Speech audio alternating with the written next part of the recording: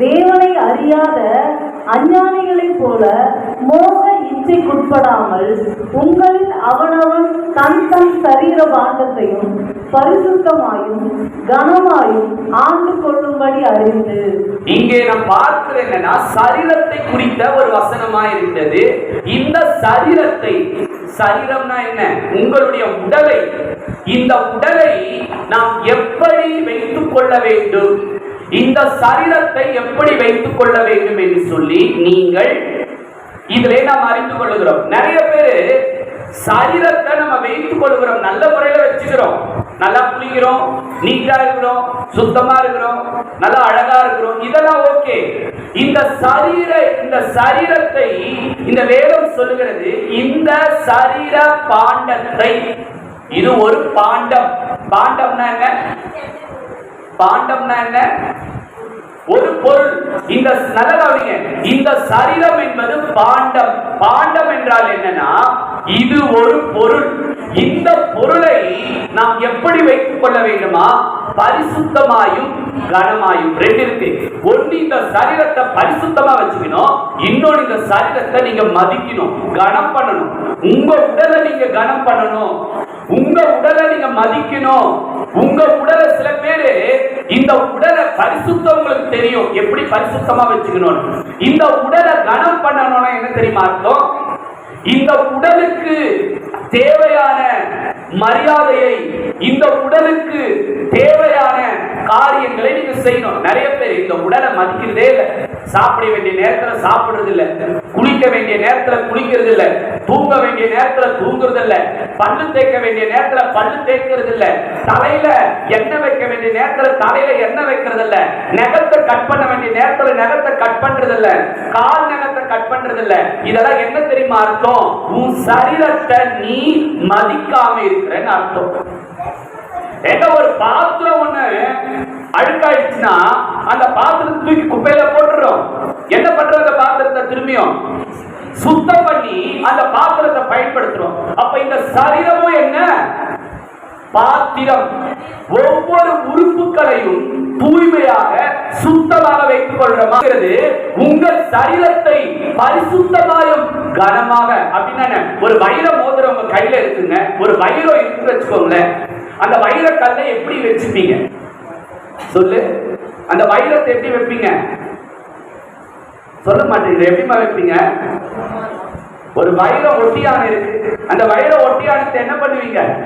எவ்வளவு பத்திரமா வைப்போம், பாதுகாப்பா வைப்போம். அப்படிதான் இந்த சரீரத்தை பத்திரமா வைக்கணும். இது ஒரு வைரம், வைரம் பாஞ்ச கட்டன்றோம். இது என்னது? வைரம். இந்த வைரத்தை எப்படி வைக்கணும்? எல்லாருமே சுத்தமா வைக்கணும், கனம் பண்ணுங்க. உங்க உடலை டைமுக்கு சாப்பிடுங்க, ஹெல்த்தானதை சாப்பிடுங்க, நல்ல சத்தானதை சாப்பிடுங்க. நீ சாப்பிடாம இருந்தீங்கன்னா அந்த உடல் பாழா போயிடும். இந்த உடல் என்ன செய்யுமா? கெட்டு போயிடும். கவனிக்குமா? உயிர் உடல்ல இருக்கு. அப்போ இந்த உயிர் உடல்ல இருக்கணும்னா எது ரொம்ப அவசியம்? உடல் ரொம்ப அவசியம். இந்த உடல் நல்லா இருந்தாதான் உயிர் உள்ள இருக்கும். உடல் சரியில்லைன்னா உயிர் போயிடும். சீக்கிரத்துல உயிர் போயிடும். உயிர் போகாம இருக்கணும்னா கடவுள் உங்களுக்கு தந்ததான இந்த சரீரத்தை நீங்கள் கனம் பண்ணி நடத்த வேண்டும். சரியா சாப்பிடலன்னா உடலுக்கு என்ன ஆகும்? பிரச்சனை வரும். நீ சரியா சாப்பிடலன்னா சரீரத்துக்கு என்ன வரும்? வியாதி வரும். நீ சரியா சாப்பிடல அப்படின்னா இந்த உடலுக்கு வயிறுக்கு அல்சர் வரும், கேஸ் லெவல் ப்ராப்ளம் வரும். இதனால என்ன பிரச்சனை? எதை சாப்பிடணும் அதை சாப்பிடணும், எதை சாப்பிடக்கூடாது அதை சாப்பிடக்கூடாது. எத்தனை மணிக்கு சாப்பிடணும் அத்தனை மணிக்கு சாப்பிடணும். எதை சாப்பிடணும்? கண்டதை என்ன பண்ணிடக்கூடாது, சாப்பிடக்கூடாது. அதுதான் என்ன இந்த வசனம் சொல்லுதுன்னா, உன் சரீரத்தை கனமாயும். ஏன்னா இது வைரம், இது தேவன் தந்திருக்கிற ஒரு பொக்கிஷம், இது ஒரு பாண்டம். இத சரிப்படுத்தல, இத சரியா வைக்கிறனா உன் சரீரம் பாதிக்கப்படும். உன் சரீரம் பாதிக்கப்பட்டா சீக்கிரம் கொஞ்சம் கொஞ்சமா போயிடும். கண்ணு கெட்டு போவதால வயசாகி போறது ஒண்ணு இல்லைங்க. நிறைய பேருக்கு டைமுக்கு சாப்பிடுறதே இல்லை. நிறைய பேர் என்ன பண்றது இல்ல, டைம்க்கு சாப்பிடுறதே அப்படியெல்லாம் இருக்காதீங்க. சரீரம் தேவன் தந்தது. கறி இருந்தாதான் சாப்பிடுவேன், மீன் இருந்தாதான் சாப்பிடுவேன் சொல்லாதீங்க. கறி மீன்ல ஒரு விட்டமின் இருக்குன்னா காய்கறி கீரையில ஒரு விட்டமின் இருக்கு. எல்லாத்துலயும் ஒரு விட்டமின் புரோட்டீன் சக்தி இருக்கு. எல்லாமே சாப்பிடணும். நான் கீரை சாப்பிட மாட்டேன், நான் கறி இருந்தாதான் சாப்பிடுவேன்னா நீ கறி சாப்பிட்டு சாப்பிட்டு சாப்பிட்டு சாப்பிட்டீங்கன்னா அவ கொழுப்பு தான் சேர்த்து போயிடும். பிரச்சனை அது ஒரு பிரச்சனை. சரீரத்துக்கு ஒரு பிரச்சனை. அது நாளைக்கு பார்த்துக்கலாம், நாளைக்கு பார்த்துக்கலாம்னு சொல்லி என்ன செய்யக்கூடாது, நம்ம உடல மதிக்காம இருக்காதீங்க. கண்டிப்பா டயட்ல இருக்கணுமா, டயட்ல இரு, உடம்ப காப்பாத்து. உன் உடம்பு நல்லா இருந்தா உயிர் இருக்கும் உடம்புல. உன் உடல் நல்லா இல்லைன்னு சொன்னா உடலுக்கு தான் பாதிப்பு வரும், உயிருக்கு பாதிப்பு வராது. எங்க உயிருக்கு பாதிப்பு வருமா? ஒரு மனிதனுக்கு உடலுக்கு பாதிப்பு வருமா? உடலுக்கு பாதிப்பு வந்தா நாளைக்கு எதுக்கு பாதிப்பு? உயிருக்கு பாதிப்பு. ஆகவே உங்கள் உடலை நீங்கள் தான் பாதுகாத்துக் கொள்ள வேண்டும். உங்கள் உடலை நீங்கள் கனமாக நடத்த வேண்டும். மதிச்சு நடத்துங்க உடலை. இது கர்த்தர் கொடுத்த சரீரம். ஓகே, அடுத்தது என்னன்னா, உங்க சரீர பாண்டத்தை நீங்கள் பரிசுத்தமாக வைத்துக் கொள்ள வேண்டும். இந்த சரீரத்தை நான் முன்னாடி உங்க சரீரத்தை கனம் பண்ணணும்னு சொன்னேன். இப்போ உங்க சரீரத்தை பரிசுத்தமா வச்சு, இது கர்த்தர் கொடுத்த சரீரம். இது யார் கொடுத்த சரீரம்? கர்த்தர் கொடுத்த சரீரம். இந்த சரீரத்தை நம்ம இஷ்டத்துக்கு நம்ம பயன்படுத்த கூடாது. 1 கொரிந்தியர் 6ஆம் அதிகாரம் 19வது வசனம் என்ன சொல்லுது? ஒரு வாசிக்கல, இந்த சரீரத்தை பத்தி என்ன சொல்லுது? 1 கொரிந்தியர் 6:19. உங்கள் சரீரமானது நீங்கள் தேவனாலே பெற்றும், உங்கள் சரீரத்தை அம்மாவால அப்பாவால பெறல, இந்த சரீரத்தை தேவனாலே பெற்றது. இது யார் கொடுத்த சரீரமா? இந்த கலர் யார் கொடுத்தது உங்களுக்கு? நீ கருப்பா இருக்கிறியோ, வெள்ளையா இருக்கிறியோ, குட்டையா இருக்கிறியோ, நெட்டையா இருக்கிறியோ, இது யார் கொடுத்த சரீரம்? சொல்லுங்க. இது தேவன் கொடுத்த சரீரம். ஃபர்ஸ்ட் அது தெரியுமா உங்களுக்கு? இது யார் கொடுத்த உடல்? ஐயோ நான் ஏன் இவ்வளவு அசிங்கமா இருக்கிறேன்னா நினைக்காதீங்க. என் முடிய அதுல குட்டையா போச்சுன்னு நினைக்காதீங்க. எனக்கு ஐப்ரோவே இல்லைன்னு நினைக்காதீங்க. இதெல்லாம் யார் கொடுத்தது? இந்த சரீரத்தை தேவன் உனக்கு தந்தார். ஹல்லேலூயா. உங்களில் தங்கியும் இருக்கிற பரிசுத்த ஆவியினுடைய ஆலயமா இருக்கிறது என்றும் நீங்கள் உங்களுடையவர்கள் அல்லவென்றும் அறியீர்களா? நம்ம நம்முடையவர்கள் அல்ல. இந்த சரீரம் நமக்கு சொந்தமானது அல்ல. இது யார் தங்குகிற ஆலயம்? இது ஒரு ஆலயம். இந்த சரீரத்துக்கு என்னமா பேரு சொல்லுங்க? இது என்ன பேர் இருக்கு? இது உடல் அல்ல, இது தேவன் தங்குகிற ஆலயம். இப்போ ஒரு ஆலயத்தை எடுத்துட்டீங்கன்னா இந்த சர்ச்சை நம்ம எப்படி வைக்க நினைப்போம்? குப்பையும் கூடும் டஸ்டுமா இருக்கு விரும்புவோமா? விரும்ப மாட்டோம்ல. அப்ப இந்த சரீரத்தை நம்ம எப்படி வைக்கணுமா? சுத்தமா வைக்கணும். சுத்தமானா குளிக்கிற சுத்தம் இல்ல, அது கணக்குன்னு சொல்லிட்டேன். அதை கணம் பண்றதுக்கு சுத்தத்தை பத்தி சொன்னேன். பரிசுத்தம் என்பது என்ன? உன் கண்ணு தூய்மையா இருக்குதா? உன் சிந்தனை தூய்மையா இருக்குதா? உன் இருதயம் தூய்மையா இருக்குதா? உன்னுடைய வாயில் வரக்கூடிய வார்த்தை தூய்மையா இருக்கிறதா? யோசிச்சு பாருங்க. நீங்கள் உங்களுடையவர்கள் அல்ல. இது தேவனால் பெற்ற உடல். உன் இஷ்டத்துக்கு என்ஜாய் பண்றதுக்காக இந்த உடலா? இந்த உடலை வச்சு நிறைய பேர் என்ஜாய் பண்றாங்க. இந்த உடல் எதுக்கு கொடுக்கப்பட்டிருக்கு? என்ஜாய் பண்ண கொடுக்கப்பட்டிருக்கு. அதனால நான் என்ஜாய் பண்றேன். உடல் தேவனால் பெற்ற உடல். இது தேவன் தங்கி இருக்கிற ஒரு ஆலயம். இது பேர் என்ன? தேவன் தங்குகிற ஆலயம். இந்த ஆலயத்தை ஒருவன் கெடுத்தால் தேவன் பிதா அவனை காலை உடைப்பார், கையை உடைப்பார், தலையை உடைப்பார். எது உடைக்கிறாரோ எல்லாத்தையும் உடைப்பார், உடச்சு மூலையில போடுவார். ஏன்னா இந்த ஆலயத்தை நீ கெடுத்தினா ஆண்டவர் உன்னை கெடுப்பாரு. ஒரு நாள் தான் டைம் உனக்கு, ஒரு குறிப்பிட்ட நாட்கள் வரைக்கும் உனக்கு டைம். அதையும் மீறி உன் சரீரத்தை நீ கெடுத்த, உன் கண்ணை கெடுத்த, உன் கையை கெடுத்த, உன் காலை கெடுத்த, உன் உடலை கெடுத்தினா அது செயல்படாமலே ஆக்கிடுவார். எதெல்லாம் யார் யார் கெடுத்துக்கிட்டு இருக்கிறீங்களோ அது எல்லாம் நாளைக்கு என்ன ஆகாது?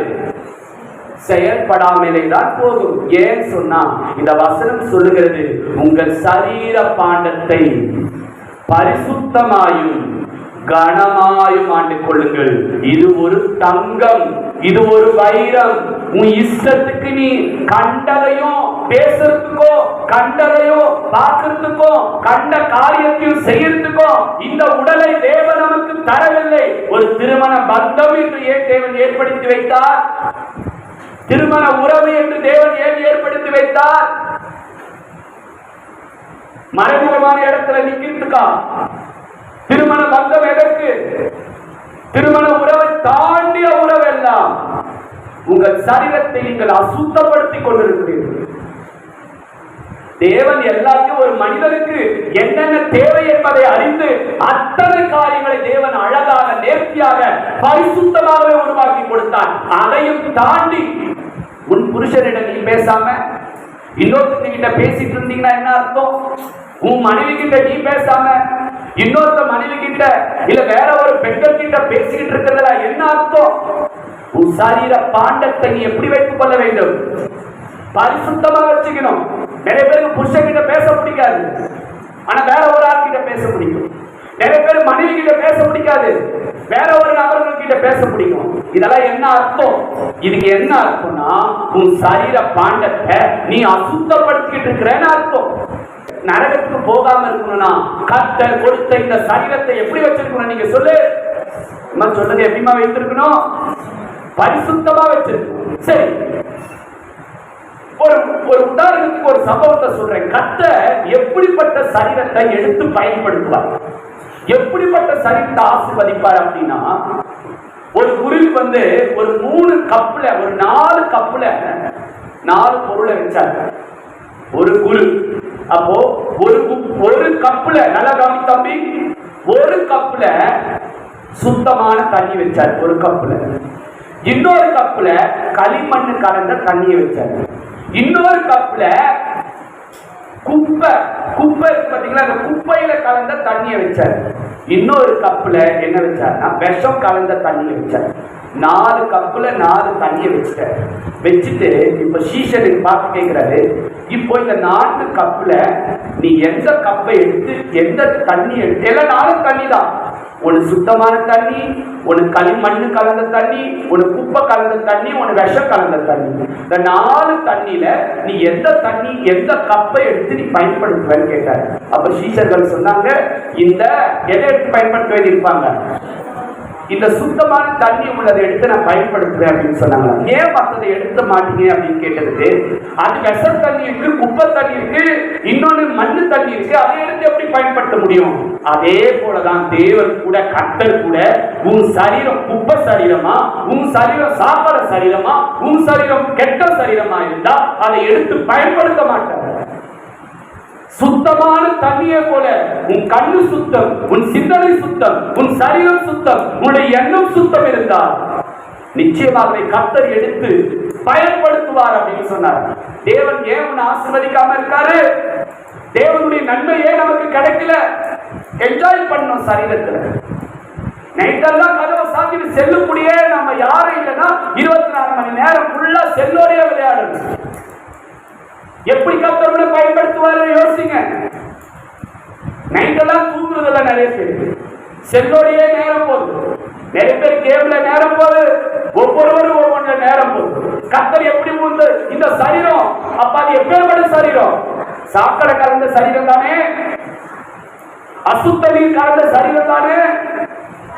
இந்த சரீரத்தை நீ கனமா எண்ணிப்பார், உன்னை கர்த்தர் ஆசீர்வதிப்பார். இனி இந்த சரீரத்தை குறித்து உங்களுக்கு ஒரு பயம் வரும். இது என் இஷ்டத்துக்கு வாழக்கூடிய சரீரம் இல்ல.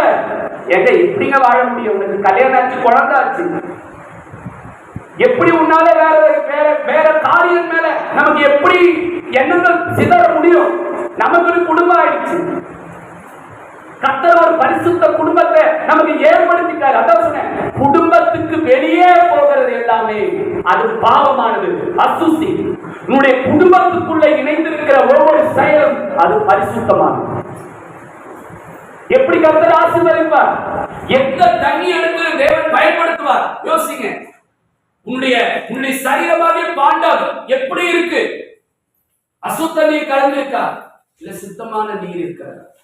கர்த்தர் உன்னை ஆசீர்வதிக்க வேண்டுமானால் இன்னைக்கு நீங்க ஒரு தீர்மானம் செய்யணும். ஆண்டவரே, என் சரீரம் பரிசுத்தமா இருக்கணும். ஆண்டவரே, என் சரீரத்துல எந்த விதமான அசுத்த காரியங்கள் ஒரு நாள் என்ன செய்யக்கூடாது, இருக்கக்கூடாது ஆண்டவர் என்று சொல்லி உங்க சரீரத்தை நீங்க தேவ சமூகத்துல ஒப்பு கொடுத்து செய்யும். இந்த சரீரத்துல நம்ம என்ன பண்ணணும் தெரியுமாங்க?